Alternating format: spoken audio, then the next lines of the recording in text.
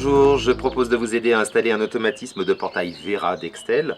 Alors c'est un kit qui est garanti 4 ans, qui est parfaitement adapté pour les portails ajourés et surtout c'est un kit qui est complet.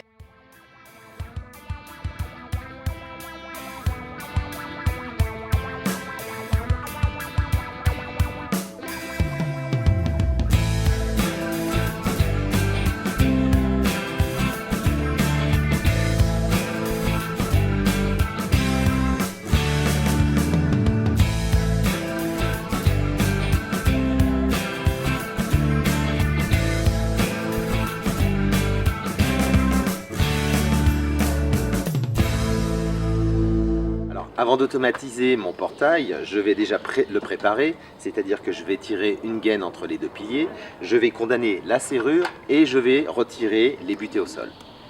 Première étape, la pose de la patte. Alors c'est pas la partie la plus difficile à partir du moment où je suis bien les consignes de mon quick guide. Déjà, je vais chercher un point fort sur mon portail, ici la barre, et je vais reporter simplement un repère. Et je vais tracer un trait 5 cm au-dessus de ce repère, ce qui va me permettre de pouvoir déterminer le positionnement vertical de ma patte. Pour le positionnement horizontal de la patte, c'est la cote entre le gond et le bord du pilier qui va la déterminer. Alors je vais la mesurer. Ici, j'ai à peu près 6 cm. Et quand je regarde le tableau de mon quick guide, 6 cm correspond à une cote de 115 que je vais donc reporter sur le pilier.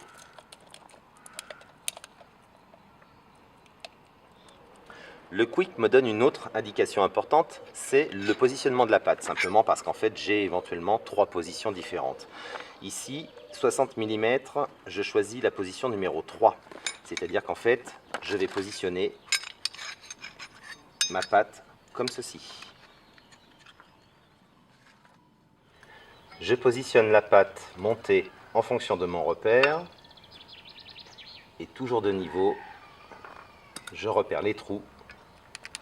Je perce et je fixe.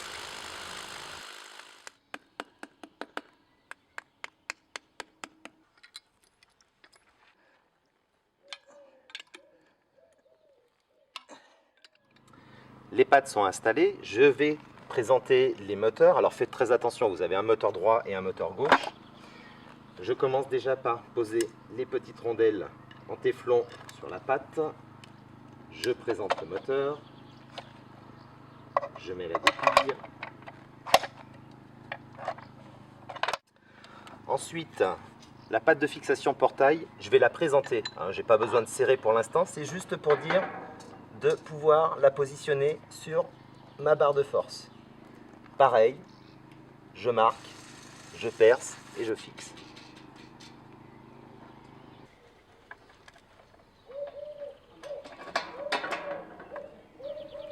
Je vais maintenant régler l'angle d'ouverture de mes vantaux. Alors, on avait retiré les butées au sol simplement parce qu'en fait, on va utiliser les butées intégrées des moteurs. Pour ça, je déverrouille le moteur, je positionne le ventail en ouverture totale et puis je vais insérer des dominos. Alors, simplement, c'est pour réduire la course de mon chariot et pour pouvoir le stopper.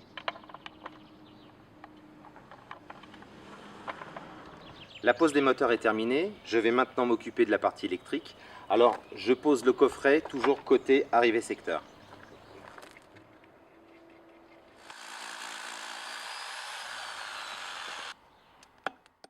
Voilà, maintenant je vais pouvoir amener tout le réseau de câbles des moteurs et puis je vais commencer à installer les accessoires afin de pouvoir amener tous les câbles au niveau de l'armoire électronique. Pour le côté opposé à l'armoire électrique, surtout je prévois suffisamment de câbles, ne serait-ce pour le moteur, pour les photocellules et les différents éléments que je veux connecter.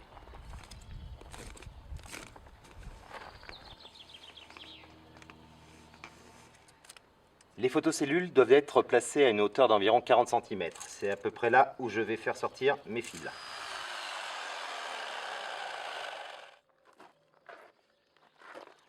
Alors, je vais connecter les photocellules. Je fais très attention à bien repérer mes fils pour pouvoir les brancher sur le bornier de l'armoire de commande. Et puis, surtout, quand je visse, je fais attention de ne pas visser trop fort pour éviter de casser le bornier.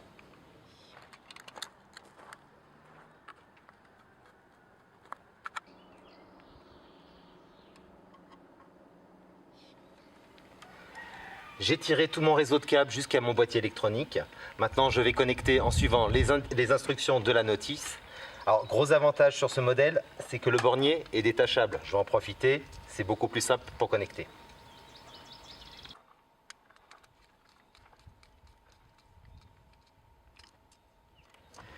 Je connecte le 230 volts à mon domino.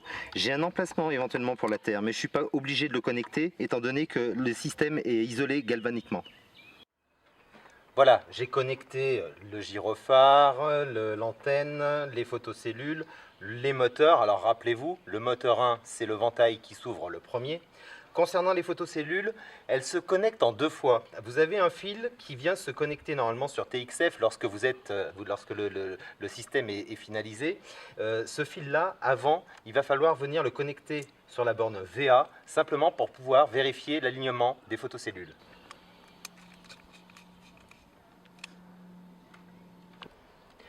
Voilà, ici ma petite LED rouge est éteinte, donc mes photocellules ne sont pas alignées. Je vais réajuster.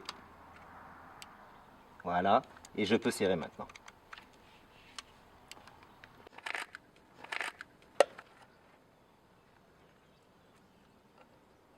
Mes cellules sont correctement installées, je vais pouvoir les connecter de façon définitive.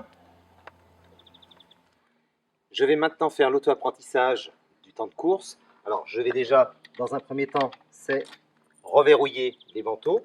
Et puis je vais appuyer pendant 2 grosses secondes sur la touche Reset. La LED verte va se mettre à clignoter. Et tout de suite derrière, j'appuie 2 grosses secondes sur la touche P17. Il va y avoir mouvement. Le portail va s'ouvrir un petit peu, se fermer complètement, se rouvrir en grand et se refermer complètement. Si jamais votre automatisme ne fait pas son apprentissage correctement, parce qu'il s'arrête en plein milieu par exemple, vous avez 3 réglages que vous pouvez reprendre. Vous avez notamment la force, l'OBS. Alors OBS, c'est un réglage très important, notamment dans les zones ventées, puisque c'est le temps de réaction. C'est-à-dire qu'en fait, vous avez la possibilité de laisser forcer votre portail un petit peu, pour dire histoire de faire passer une rafale de vent par exemple. Et le dernier, OVL, c'est la sensibilité. Alors il faut savoir que vous devez pouvoir stopper votre portail à la main. Un réglage qui est important, c'est le potentiomètre d'aile. En fait, il faut savoir que Vera offre plein de possibilités, notamment avec les installations un peu particulières.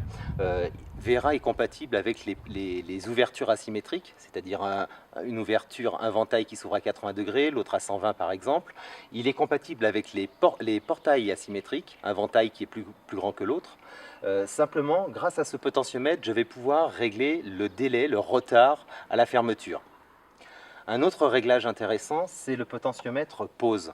En fait, ce potentiomètre va me permettre de régler le temps de fermeture automatique. Alors faites très attention parce que sur ce système, la fermeture automatique n'est valide que si les photocellules sont installées. L'auto-apprentissage des télécommandes est tout aussi simple. J'appuie 2 grosses secondes sur la touche P2 radio, la LED rouge s'allume et pendant ce temps, j'appuie simplement sur une des touches de ma télécommande. La LED rouge clignote. Ma télécommande est enregistrée. Vérification des sécurités, j'ouvre le portail et je dois pouvoir le stopper facilement à la main. Vérification des photocellules, dès que le portail se ferme, je franchis la barrière et pareil, il doit y avoir action. Vera est parfaitement adapté pour les portails PVC ou métal léger, simplement parce qu'en fait il est équipé d'un léger retour au moment de la fermeture, ce qui évite ainsi la torsion du portail. Mon installation est terminée, j'en ai quand même profité pour installer une batterie de secours et un clavier de codage, c'est quand même mieux au niveau de la sécurité. J'ai plus qu'à profiter de mon système.